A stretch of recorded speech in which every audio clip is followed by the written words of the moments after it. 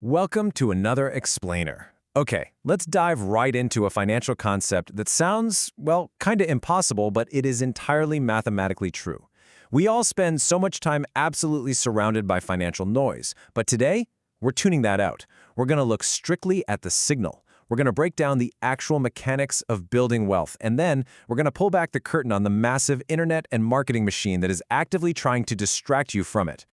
Now, what if I told you that making your first $100,000 is actually way harder than making your first million? Think about the paradigm shift that demands. We're so conditioned to just chase millions that we completely ignore the absolute hardest milestone. Society sells us this story that hitting 100K is the finish line. But the truth? It's the exact moment the real test begins. And the biggest danger waiting for you isn't a market crash, it's a decision you don't even know you're about to face. So why is the first 100K so brutal? Well, the reason isn't because you suddenly need more talent or better luck or a different job, it's just simple math. You see, wealth accumulation isn't some magical skill you're born with. It is a predictable, mechanical engine of discipline and patience. When you're just starting out, even a genuinely great investment earns very little in absolute dollars. It's painstakingly slow. You water it, you protect it, you kind of wonder if it's even growing. But right at $100,000, something fundamental changes. The math finally flips in your favor. All right, Section 1, the math of 100K, effort versus gravity. Let's look at the actual mathematics of why crossing the six-figure mark completely changes the financial physics of your life. This is the classic snowball at the top of the hill concept. Imagine your money grows at 8% a year. On a $10,000 balance, that's just $800. You barely even feel it, right? But on a $100,000 balance, that exact same 8% is $8 grand. In a single year, without you lifting a finger, your money just made more than most people's annual raise. Below 100K, your raw effort is pushing that snowball. But past it, gravity and compound interest take over. There's a brilliant quote that hits the nail on the head here. The first $100,000 is built by effort, but every $100,000 after that is built or destroyed by patience. This is the foundational secret for the first half of our explainer today. Building the money and keeping the money require two completely different mindsets. The first 100K is a test of sheer, grueling effort. Saving, showing up, grinding it out. But the very second you hit it, the test quietly changes to patience. And the real tragedy? Most people train for years for the effort, but they never train for the patience. Moving right into Section 2, 3 dangerous money traps and the psychology of losing it all. The scariest part of hitting a big number isn't the stock market. It's what your own brain does to you once real money is actually on the line. There are 3 massive emotional traps that hit normal, hardworking people right after they cross 6 figures, causing them to completely sabotage their own success. Let's look at 3 different people, Diana, Carla, and Maya. 3 very different lives, all facing the exact same fork in the road. First up is Diana. Diana hit her goal in 6 years, using a super boring, steady index fund strategy. But here's the trap. Diana confused the success of that boring strategy with personal genius. Her newfound confidence essentially tricked her into gambling with high-risk options. Within just 7 weeks, her $26,000 peak dwindled down to a painful $3,100. The very proof that her boring strategy worked became the psychological permission slip she used to abandon it entirely. Next, we have Carla. Carla got impatient. She really wanted to speed up her progress, so she took out a margin loan, basically borrowed money to buy individual growth stocks. Well, when that sector corrected by 38%, she got hit with a margin call and was forced to sell at the absolute bottom. Her impatience to turn 4 years of progress into 2 years ended up wiping her out, dropping her balance from 158K to 62K. Leverage doesn't care how talented you are, it literally just amplifies whatever happens next. And finally, Maya. Maya didn't get cocky and she didn't get greedy. She got scared. When the market dipped 9%, she panicked and moved everything into cash, genuinely thinking she was being safe. But the market quickly recovered that 9% and then climbed another 14%.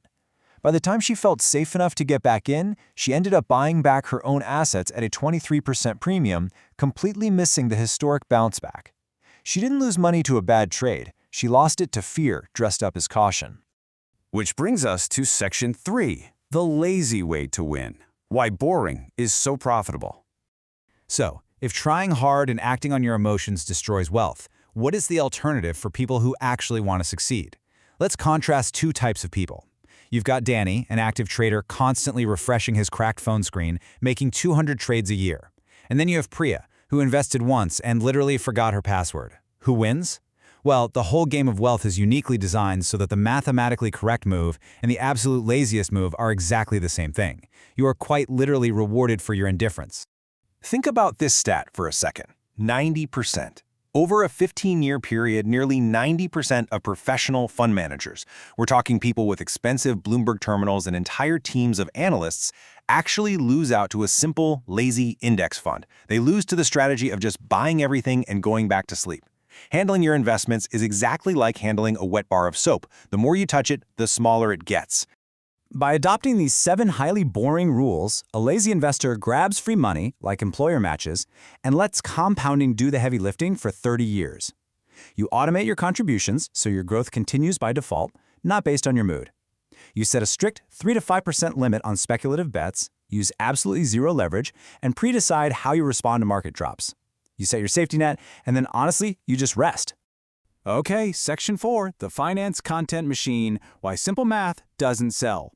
Now we hit a massive pivot. If wealth accumulation is this simple, this boring, and this lazy, why is there an entire internet industry screaming at you every day, telling you the exact opposite? It's because of a massive content machine. Creators use automated AI tools to clone viral finance channels purely for ad revenue. They use AI to generate scripts packed with curiosity loops, deepfake voiceovers, and flashy animations. They aren't doing this to give you sound financial advice. They are doing it because panic pays. The absolute kicker here is that this content isn't designed to make you rich. It's explicitly engineered by agencies to capture your watch time and make the creator rich. They pump out endless videos claiming the system is rigged or that you need to invest aggressively in some brand new trend. It's an attention trap, engineered to keep you clicking, watching, and stressing out over your portfolio when you should just be ignoring it.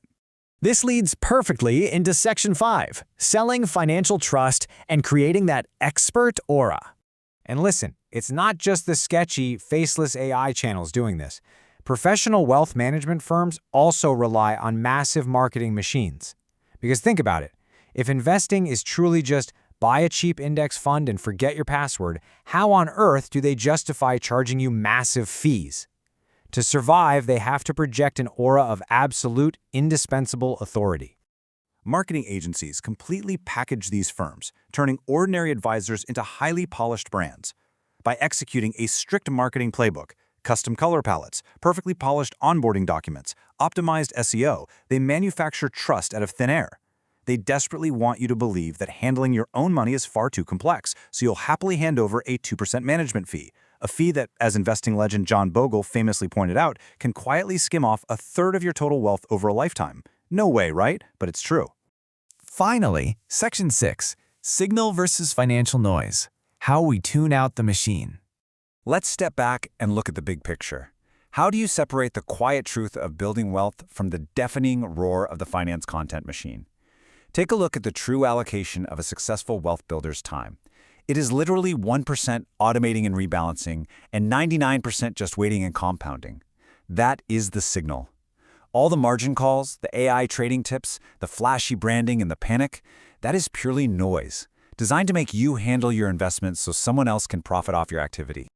I want to repeat this because it's absolutely crucial. Clever is expensive. Boring is free. The market literally pays you to sit still. Whereas every single time you interact with the manufactured noise to try and be clever, it is going to cost you. Whether you're paying a 2% fee to a polished wealth manager, losing 38% on a risky margin call, or panic selling during a totally normal market dip, clever always costs you, boring is free. The tools for wealth are wildly, almost frustratingly simple. Your only real job is to protect your money from your own emotions and protect your attention from the people constantly trying to monetize it. So I'm going to leave you with a question to ponder as you decide what to do with your very next dollar. Ask yourself, are you actually building your own wealth, or are you just consuming someone else's content? Thanks so much for joining us for this explainer, and stay focused out there.